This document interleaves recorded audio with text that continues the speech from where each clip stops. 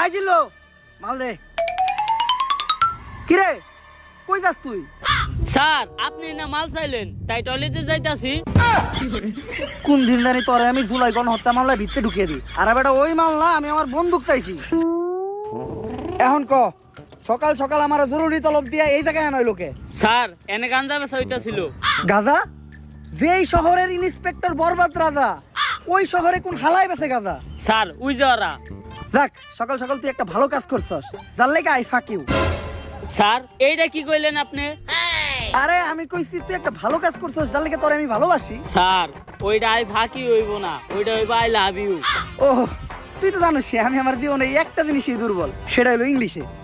না স্যার আপনি আরেকটা জিনিসও দুর্বল, যেটার লিগে আপনি এখনো বিয়ে হয় না। আপ! তোর মতো কনস্টেবল লগে থাকার থেকে 1 কোটি টাকা ঋণ থাকা ভালো। আয় লগে আয়। স্যার এই দেখেন পুরা দেশের মাল ওরাই নিয়ে যাইতাছে। স্যার কিছু লেনা দেনা করে কেসটা ক্লোজ করুন যায় না? এই, তুই কারে ঘুষের কথা কইতাছস? আমার সিলেবাসে ঘুষের কোনো চ্যাপ্টার নাই। জিল্লো হ্যান্ডকাপ নিয়ে আয়, ওকে ভিত্তে বইরা দিমু। কত দিবি? তাড়াতাড়ি দেখ না কে। স্যার পুরা 5 আছে। তাড়াতাড়ি এদিকে যা। জিল্লু আর আগে যা, নাহলে ওরও ভাগ দেওয়া লাগবো।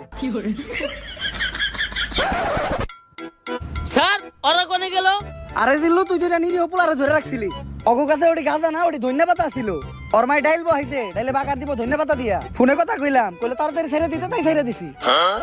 স্যার আমি আপনারে ভালো করে চিনি, যা করলেন এই জীবনে উপরে গেলে দিবনে।